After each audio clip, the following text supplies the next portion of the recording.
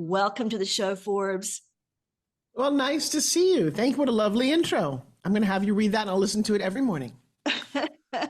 Well, thank you very much. So let's dive in. You have an incredible career spanning more than one industry. You were the pageant winner for a high school pageant. Okay. Well, let's go back. I'm just turned 64. We're not talking about being a pageant winner. It's at 16, although it's a good reference. But let's get to the meat of it because we have a very short amount of time. And what I would love to share with your audience, who I assume is entrepreneurs and young people excited by you, yes? Yes, and we're going to get to the meat of it, but I wanted my audience to familiarize themselves with you a little bit. I like to have you talk about your journey a little bit, why you chose entrepreneurism, what inspired you, and what led you to your current success. Let's talk about that a little bit, and then we'll dive into pitching. No, I don't want to talk about pitching. It's just the idea is it's interesting when you get to a certain age, when people ask you that question. I'm 3 times your age, I will guess. Okay. And that means my story is 3 times as long, if not more, because it exponentially gets confusing. And so what I'll share with your audience is that I did grow up in Long Island, New York, and I grew up the daughter of 2 very loving parents, which I think gives you a leg up in life, to have people who care about you. I've met lots of people who had nobody care about them when they were young. And it seems that the impressions that you get when you're young are what carry you through life. And you have the ability to change them. And I, in fact, do a breakthrough healing training because I myself and many other people I know have been scarred in a variety of ways from men or life or the murder of a little boy that I raised. There's some crazy stories that kind of make who I am.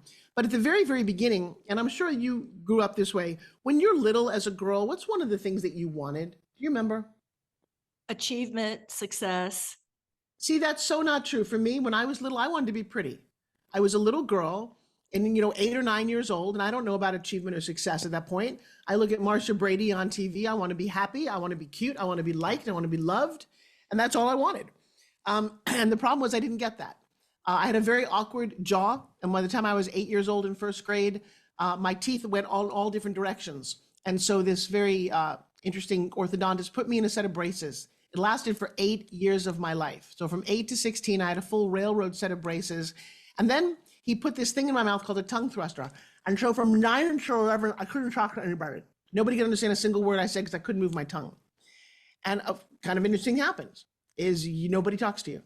And you're left looking at everyone else waste their words. And I will tell you, the only reason I really think about this story is that I speak about it now. People ask me all the time, Forbes, how did you get to be this way? You look a certain way. You have a certain sense of glamour about you. I always dreamed of being that glamorous, by the way. I have a beautiful husband. I've got 2 very healthy, amazing children. I architected this life because when I was little, I didn't have any of that. I had a lot of drama. My dad slipped. He used to make printing presses. He slipped one day, cut off the whole front of his hand. Spent 3 years in the hospital. My entire high school, I didn't know we even had a football and a baseball team. I went to the hospital almost every night for dinner with my dad. But the funny thing about that story, as I'm recalling it, is that his corner room, which he stayed a lot in, overlooked the only mansion in my hometown. And so while we lived in a tiny little 13 square foot, 1 bathroom house, somebody was living in that house. And I remember saying things to myself like, I wonder what dinner is like there, or Christmas or Halloween. And I was fixated on that, so much so that when I graduated college, I went off to New York City. And one of the things that I did was I managed to live in a billionaire's house. I became their social secretary. I didn't know what I was doing, and the wife didn't know what she was doing. We were a perfect pair. But I watched all the things they were doing. Now, this is interesting because you grew up in a time of social media. I did not. And so if you don't have access to things, you only know what you see on television. You guys only know what you see on the internet. And one day we're in the car, and Mrs. Grace turns to me and she said, you need to get Louis Vuitton out of the trunk, or my Louis Vuitton. I'm like, I'm sorry, who's in the trunk? And she just looked at me. She's like, oh, you'll learn. And I'm like, oh, you're right. And for years, on and off, I studied what it was like to be the person that I wanted to be, not who I was. How did you overcome self-doubt, and what do you recommend listeners in terms of overcoming their self-doubt? What should we be doing? Fail gracefully and stop using the word try. Try is bullshit. Well, but Forbes, I tried. I tried. No, you didn't. You freaking failed. And when you fail, gather up the lessons. I have failed a lot in my life. I launched a kid's book that didn't work. I launched a skincare company that didn't work. I launched a clothing company that didn't work. Some of those were very expensive failures, but I have a fitness company that's insanely successful and a coaching company that's made tens of millions of dollars. I can tell you the lessons that I learned from the companies that didn't work. I also think, it's so funny as I'm putting together the story of my life because I think there's some beautiful lessons in this life that I've led. And one of them is, for a long time, I was an actress. I started out as an actress. I did soap operas and movies. The irony is, just recently, I finished starring in a feature film that's coming out in October. I'm in an old-fashioned Western, and I'm going off to Albuquerque next month to shoot a new feature, which I'm excited about. I haven't done that for 30 years. I just stopped acting. And one of the things that you get as an actress, you get rejected every freaking day. And I didn't realize, kind of like I have friends now who are not door-to-door salesmen. They grew up Mormon. These kids grew up having to go on a mission for 2 years selling God door-to-door. You get a lot of no's. And now their most successful door-to-door, they're selling cleaning supplies and roofing and gardening door-to-door, and they're crushing it. Well, I'll tell you what, I got no a lot. I got, you look like my mother, my sister, my girlfriend, you're too thin, you're too fat, you're too old, you're too young, you're too pretty, you're too not so pretty. It didn't matter. I would go on commercial auditions, 3 or 4 of them a day. Can you imagine going on a job interview every day and being told you don't get it? And I think I developed a bit of a thick skin, and I kind of understood that it wasn't me they didn't like. I didn't fit their needs. And so I take that into pitching. Stop telling people what they need. You need my vitamin. You need my new book. You need to listen to my podcast. No, you don't. Your job, when you've got something special, is to simply get the other person to want what you have, and then you both win. And how do you get other people to want what you have? What advice would you give to the people listening today that want to amp up their pitching skills? Oh, come to my training. They're really simple. There is no advice. This is not, you cannot learn to swim by reading a book. You cannot learn to pitch by reading about it. Now, I have books. In fact, one of them is coming out. It's adorable. And this is the new book cover about the ABCs of pitching and being the queen of pitch. It's very cool, but you're not going to learn how to pitch from that. You're going to learn the concepts of pitching. And I do have a free gift for your audience. It's called Free Gift from Forbes.com. And what that is a 15 prompt. This will completely change your business, by the way, if you just literally answer all the questions. And it becomes a script. And the script goes something like, hi, my name is, I'm known as, because, an example of what I'm up to is. And I just today had 300 people doing this in a summit. Hi, my name is Forbes Riley. I'm known as the queen of pitch because I've grossed over $2.5 billion. And now I teach people just like you to do the same. The conversation begins right at the top. So when I meet somebody, if I ask them, so what do you do? They're like, oh my God, I do so many things. I'm like, really? I don't know what that means to me. I was at a party yesterday and the guy said to me, I said, hey, it's nice to meet you. What do you do? And he's like, I slay dragons. And I said, really? Are you on the TV series Game of Thrones? And he didn't quite get it. I'm like, dude, I need to know what you do. It turns out he's a digital marketer. I'm hiring one. I didn't spend the time to ask him because at some point I'm like, dude, you're kind of cocky and kind of whatever. I don't want to work with you because you're too cool for the room. You could have just told me in a creative way what you do. And so Aisha, if you said, Forbes, by the way, this is what you did. You literally pitched my team for me to come on your show. And I want your audience to know that pitching is not selling. I didn't sell me anything. You invited me. And because it aligns as a female podcaster with what I'm working with, I said yes. Does that resonate? Of course. And I appreciate that. Yeah. And that's really important for your audience to know that. So enjoy the free gift and then learn that you need to practice pitching because very few people I've ever met spend as much time thinking about this as I do. You think about business, you think about podcasting. If you're listening and you're a lawyer, you're a doctor, you're a massage therapist, but you have to market and pitch and talk about what you do. And I built an entire empire without buying a single ad. And the way I did that was to hone my engagement skills. And I recommend that everybody who's in business really work on that as well. Okay. How about personal branding? How important, would you say that's very important these days? And you have such good questions. Let me tell you something. I literally today in my summit pitched my personal branding training. It's like you designed this, and I'll tell you why. Thank you. Personal branding, you're branded whether you think you are or not. And if you don't brand you, the world will brand you. So you're branded in a family. You're the person who always shows up with extra cookies. You're the person who shows up late. You're the guy who drinks too much. You have a brand, and people learn to expect that from you. Well, in social media, you're going to put your name out there and what you do. And if it's not a brand, and brand is just about clarity in messaging so that the other person knows what you're up to. And I will tell you, for many years, I didn't focus on that, and it cost me dearly. I can say a name to you. I can say one name and you get the brand. Oprah. Two names, Tony Robbins, the President of the United States, Michelle. You go, oh, and you have an image of that person because there's a brand. Now, yes, they're famous, but you don't need to be famous to be well branded. When I come to your social media, is it consistent? Can I find you on LinkedIn and Instagram and Facebook and know it's you? And you have a very attractive banner and you've got links so I can figure out what you do. Because if you miss all that, and by the way, those platforms are free to use.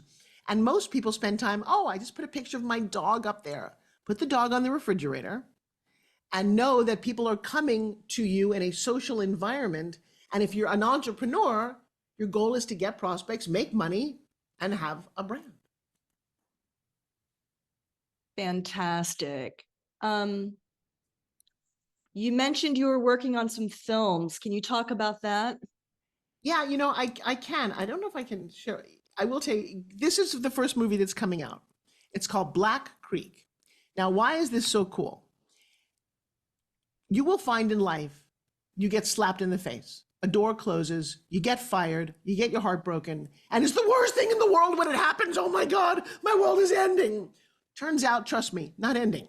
It literally is that one door closed, another door open. So imagine this, rewind 30 years ago. I'm coming home, I'm walking to my car from a theater I'm doing a play in, and it's late at night, and I've got my pocketbook over my arm, and I get mugged by 5 teenage guys.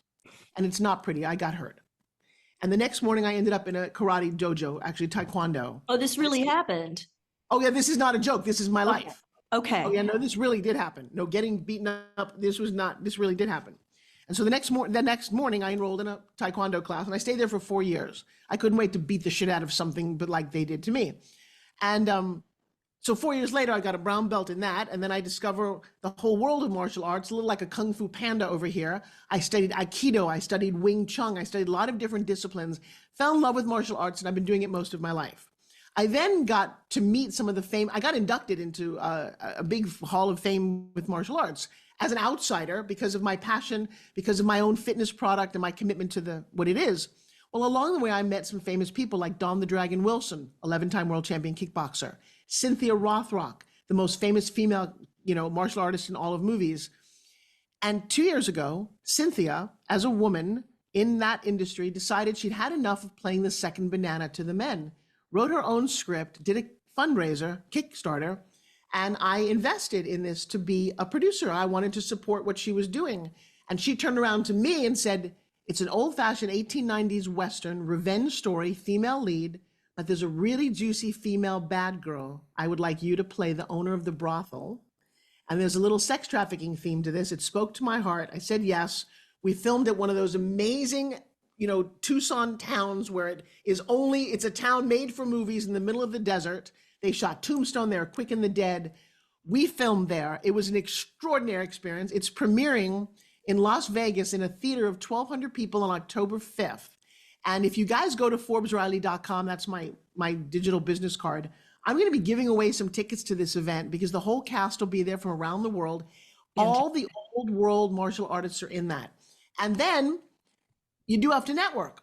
And last year I was at a film festival. I met a woman who'd watched me teach for years. And she said, I've written a part for you. Would you consider playing it?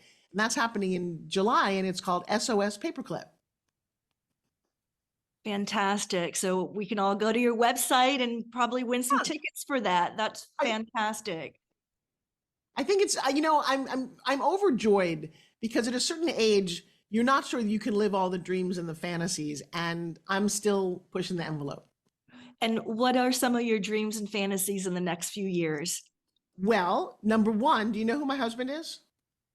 The photographer, I forget his name. I met him at the David Meltzer event. Yes, you did. Okay. Yes. Not well. When he takes his clothes off, he's a 7-time world champion bodybuilder.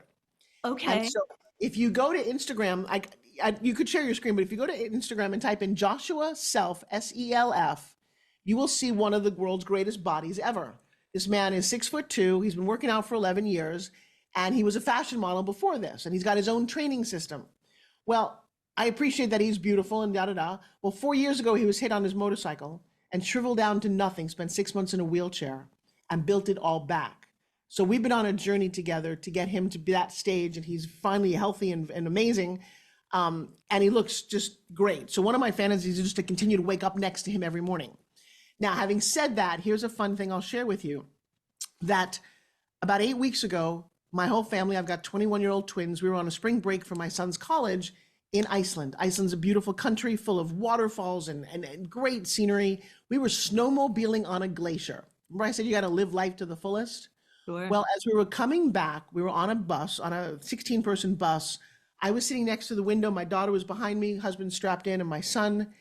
The bus skids on a patch of ice. We catch air and we crash down on my side of the bus. I open my eyes. My face has gone through the window, and I'm on the asphalt, the black asphalt with the yellow lines. And something crazy happened. My daughter is yelling for me. I'm like, I'm okay. I didn't snap my neck, lose an eye. God. Well, it's thanks somebody. Thanks someone, yes. Well, because I think there must have been somebody watching out. Aisha, you saw me a couple of weeks ago. I didn't get really cut up on my face at all. I don't know how that's possible, given the accident. We had to all get cut out of our seatbelts and crawl out of the top of the van. Like, it was bad. Wow. And I did something crazy based on that. I'm so sorry. Wow. No, well, it's not sorry. Because sorry would have been if something really bad had happened. I did tear my shoulder, but I'm grateful. See, the universe doesn't know how to knock sense into us. And if you're stubborn, sometimes it throws a bus on you. Does that make sense? And so what happened was, I've always been moderately in shape. As I got older, I believed the lies that everyone else said. Oh, you know, when you're 60 or post-menopause, it slows down and all that extra fat's okay. And I kept saying, as I'm building my business, sitting at my computer, yeah, I'm getting a little soft and squishy, but whatever. Well, in January, Joshua and I went to get our body scanned. He came in at 9% body fat. He won the Arnold Classic competition a couple of weeks ago at 6%. God bless him. I came in at 33%, and the highest weight I've been since I got pregnant. I was 218 pounds. And so I looked at that number and thought, oh, well, what are you going to do? Well, after this little accident, I said to Joshua, you know, that competition, there's one in our hometown in St. Pete in about 12 weeks. I'm going to enter it. I'm going to put on a bikini and high heels, and there's an over 60 category, and I'm going to compete in this thing because I can't imagine anything else that terrifies me more than putting my face through a glass window. And so I'm on day 49 today. I've got about 60 days left to go, and I'm eating incredibly clean. I'm in the gym almost every day. And 3 days ago, I had my body fat measured. It's 24%. That is incredible. Just dedication and discipline is a testimony to all that you need for success. Well, and I appreciate that. And you know what I think it allows me to do? I'm at a certain age where I'll tell you, I'm listening to everyone talk, oh, when your metabolism slows down over 40 and over 50, I'm a 64. And I just made a radical shift and it worked. And so I'm thinking, as I've got this platform, people recognize me or on television, that all of a sudden I get to talk about this for the rest of my life. And I'm just so excited by this concept. And let me share with you, it's not easy. And in fact, something happened to me that I didn't realize. My mom was 260 pounds my whole life. She always wore muumuus. She was terrified of everything. She didn't go skating with us or go to the beach. She wore muumuus. She didn't swim. She was afraid of drowning. I inherited some of those crazy thoughts that were not mine, but hers. And as I'm losing weight, I'm getting very emotional. Like I'm in the gym and I'll just burst out crying. And I'm thinking that a lot of the trauma, and maybe I think it must be universally true, might be stored in places where I held on to things that are no longer serving me. And I took a stand and I said, not only am I going to lose the weight, but I'd like to release all the other emotional things, the baggage that's holding me down. That's the key. Yeah. Been the key for me. Really? In what way? Just, you know, I grew up in that word is so overused, but in a traumatic environment, like all of us. And I've noticed, and I'm very in tune with personal growth. It's something very important to me. So I work on myself, whether it's psychotherapy, energy medicine, whatever it may be, body, I work out all the time. And releasing the energetic blocks is a key to success and moving forward in life. It has been for me. Well, I've done a lot of personal growth. I teach a breakthrough healing thing. And I think the missing key for me this last 49 days has been literally letting go of the pockets of things that found themselves on my body that I held on to. And I, Correct. it's so fascinating. I teach this to other people, but I got to tell you, sometimes when you're the coffee in the cup, you don't see the obvious, you know? Right. Now, we're talking about self-motivation. How about mentors? Because I'm a believer in having mentors and surrounding yourself with people who've done better than you to help keep you motivated. Who have your mentors been? You must have had some or have Oh, some no, no currently. more than some. I'm the luckiest little girl in the entire world. I've had mentors for everything. In the beginning, you're going to think this is crazy, but my mentors were actors on television, were people that I imagined I wanted to be. They weren't real, but they motivated me a lot to do a lot of the things I did in the early days. I read a lot of books and I had friends in my head. And that's what you do when you're a lonely little kid. But, I'm looking at one of them who's just turned 98. Jack LaLanne was a big influence in my life. Jack LaLanne was the godfather of fitness. For those of you who don't know, look him up. He had the very first health club ever. In the early 1940s, people made fun of him for lifting weights and doing what he did, but he's responsible for Arnold Schwarzenegger. And when Jack died, Arnold was the first person to speak at his memorial. Well, he was survived by his wife of 50 years. And she's now outlived him by 10 years. He just turned 98. And one of the things, and I've known them for 8 years. I mean, they are the mentors behind my kids eating healthy. He used to walk around going, if man made it, don't eat it. And my little twins would go, if man made it, don't eat it. And all the isms that Jack was, one of the most inspiring souls to ever walk this planet. I ate meals with him. I spent time at his home. I did things. And by the way, when you walk down the hall in his house, there is JFK and Marilyn Monroe and Johnny Carson. This guy was the guy at some point. And we made $1 billion together selling juicers on television. Well, his wife turned to me not long ago, and I was looking at a picture of her on the cover of a book. I just turned 60 and was getting a little sad. And she said, how old do you think I am on the cover of that book? And I said, you're wearing leotards. You look like you're in your 40s. She said, I'm 62. Don't waste your 60s. They were the best years of my life. And I've carried that with me. Another of my mentors is Body by Jake. Body by Jake gave me one of my very first jobs ever. And for 5 years, I sold fitness products on television. He's one of the greatest salesmen in the world. I had not talked to him in 20 years, just rekindled our relationship. And I could go down the list. I've had, and I know, a list of amazing people who at every level, whether it was my martial arts teachers, which really were a massive influence on me, and then my mom and dad, and sometimes your mentors are what you don't want to be. My dad was an inventor and a dreamer who turned to me he turned to me one day, we're sitting in his garage. This guy was a crazy inventor. And he said, kiddo, how do I get my ideas out to the world? And I said, Dad, I have no idea, I'm 8. When my father died, the garbage collectors came in and they cleaned out his garage of all the toys and things that he'd built that nobody even understood what they were. They were just trash to somebody else. And I will never forget just standing there watching them cart that giant green tin thing away because he no longer existed. And it dawned on me that maybe people like him need help. And for about 20 years, I took inventors onto infomercials, onto home shopping. I took thousands of pitches from people. And then I morphed that into entrepreneurs. So you don't have to be an inventor anymore to get my attention. And I've grown people's businesses because I just didn't want anyone to suffer like my family did. Because when you're a dreamer and you don't get your ideas out, you don't make any money. And that's unfortunate. So I love making people's dreams come true. Fantastic. Now we're almost out of time. Is there anything you'd like to tell our listeners that I haven't asked or we haven't covered? One, I think you're a great interviewer. You're very intuitive and I appreciate what you had to say. I invite you guys to find me. ForbesRiley.com is a great resource. I have free things I give away, what upcoming trainings. I'm very committed, at least for the next couple of years, to live training. And I think people are blown away. I do a training on a Sunday for 2 hours. It's $19. And I've been doing it for 4 years, called Pitch Secrets Masterclass. You can find that on my site. And I literally open up a Zoom, because Zoom is pretty amazing. And during COVID, we all fell in love with Zoom. At least I did, because I've got students now around the clock who are in Australia, in Singapore, Sri Lanka, in Russia. It doesn't matter. They're all over the world. And we gather and meet, and we've created a community. And I don't know where you go to get your cup filled, but I go to my community. I've got 8,000 or 9,000 people now on Facebook, and these trainings that I do and masterminds that I hold. I love doing that. You guys, be careful who you listen to. Everyone has an opinion. I just went to a doctor, by the way. I've got one doctor who says stem cells are the greatest thing ever, and then I've got another doctor saying they're a complete hoax. Well, I don't know. Are they both right? Are they both wrong? You can find what you're looking for anywhere. Like if you believe something, if you believe that, this rock is your God, you can find someone who also believes that.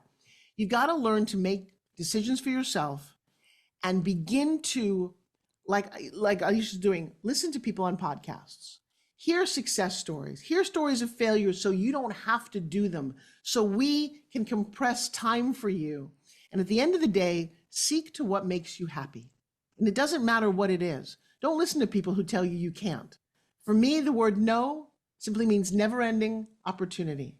And the last thing I'll share with you is that I don't know if we get to do this life again. I don't know about reincarnation, but I know if you live your life right the first time, once is enough. Fantastic. Thank you so much for your words of wisdom and for your time today. I appreciate you so much. It was nice connecting with you and your audience, and I look forward to seeing you again real soon.